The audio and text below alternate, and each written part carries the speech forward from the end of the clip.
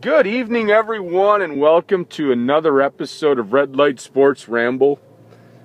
As always, my pleasure. I do apologize for not sending out a ramble last night. You didn't miss it, folks. Didn't do one.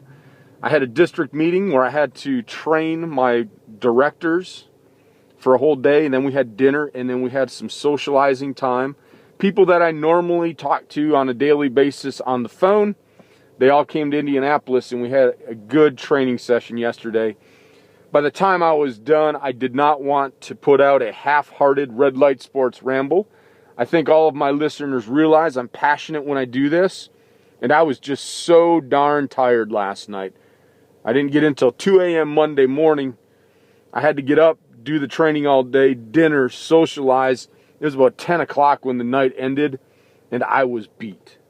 So tonight, fully rested, ready to get going to take a topic from who I would consider a friend on Twitter.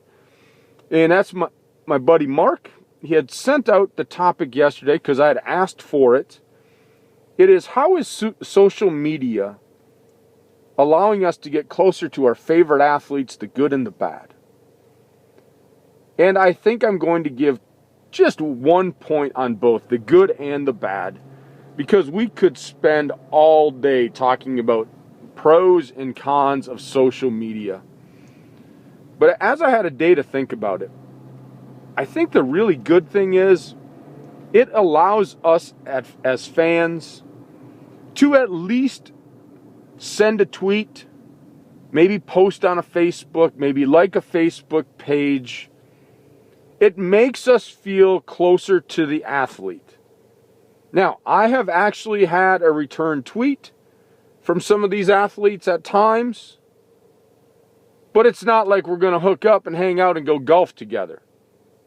But it makes them seem like real people at that point. Some athletes stay away from social media. Some athletes should stay away from social media.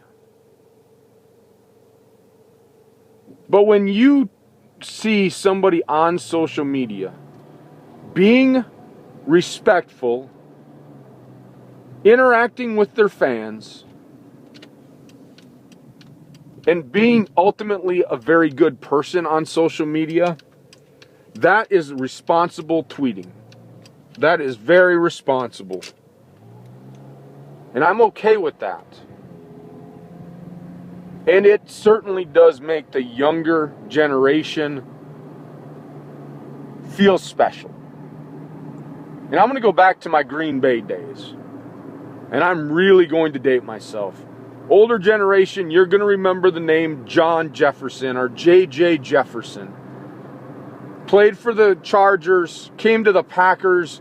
That was an exciting time, right? He didn't do much in Green Bay. But I'll tell you, I stood in line with my father and a Polaroid camera to get my picture taken with J.J. Jefferson and to have him sign the Polaroid. I still have that picture somewhere. That made my day. James Lofton rode my bike down to the practice field. That made my day as a youngster. Now, times have changed. Social media has made things a little bit easier and accessible. So now I would look back, and if I was 10, 11, 12,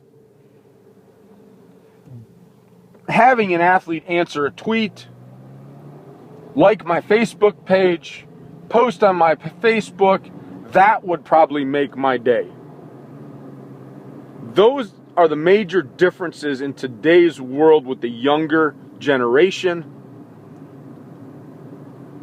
And I haven't done enough research, but I've seen enough tweets, I've seen enough Facebook to know that there is some really cool athletes out there that will respond to their fan base. And I think that's pretty cool. Now, on the bad side of things, you have athletes that just act dumb. They don't think before they tweet. They don't act responsible, and they make themselves look stupid. I have no place for stupidity. Hey, I like to have fun just like the next guy. And it is a social forum, and you can put out your political views, your religious beliefs if you want. That is your choice. I am never going to argue that. I stay away from it personally because I don't want to open up a can of worms about that publicly on a social site. Those are my beliefs. I believe in them, but I don't feel like debating on social network. I think some of these athletes don't think before they tweet, and it opens up a can of worms. If I'm that guy's agent, I knock him alongside the head with a 2x4 and say, what are you doing? Lay off the Twitter, lay off the Facebook, and keep some of your private life private. And so that's the bad thing about social media. It opens up the athlete's social life if they let it. And there's no one to blame but the athlete. Now, on the flip side, social media and the TMZs and the paparazzi and all these things, news stations, radio announcers, they can catch an athlete doing something, snap a picture on the phone, and bam, it's out on Twitter. So I think what the social media has done to the athlete, it has made them more conscious of what they're doing socially. So the interaction socially has been a detriment to them. They have to be very careful. Now, I have went out to some local establishments here in Indianapolis, and I have seen some of the newscasters that I watch on TV. They were acting responsibly. There was nothing wrong with what they were doing, enjoying dinner and having a drink. But do you know, the minute that they would have done something stupid, a person would have taken a picture and plastered it all over social media. Now, the same can be said if they do something well, but normally that's newsworthy anyway. But people aren't looking for good stuff, are they? Social media people are looking for the bad stuff because they want to make an example of these athletes. And so, as we look at the social media, I think what it's done is it makes athletes have to act responsibly when they go in public. Because you never know now. It's not just the radio station or the newspaper. Like when I was growing up in the days of just radio and TV and no cell phones and no electronic media, they could get away with a lot more stuff. Now I think they're just handcuffed when they go out in public. And I sometimes do feel bad for those athletes that just want to go out with their family, just want to have a nice dinner.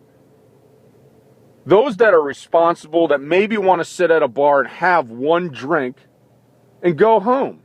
There's nothing wrong with that. I do that. Like last night at my event, I sat with some of my directors and we had a couple beverages. Now, I'm responsible about it. I knew when enough was enough and time to switch to water. But if we look at the perception, and I did a ramble on this about all the arrests and the DUIs, that group of people makes it seem like they all do it.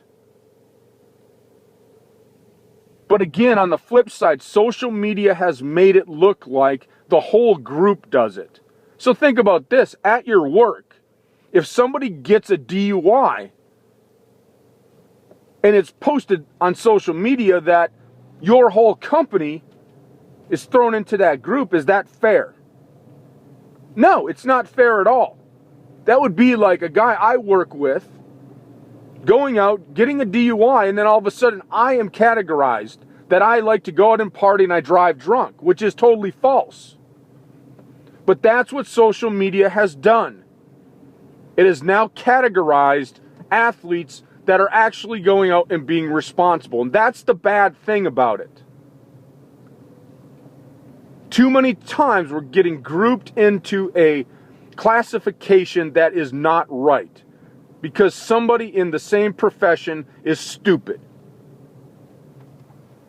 Now, on the flip side, you got to say we got to act responsibly. Well, yes, you do.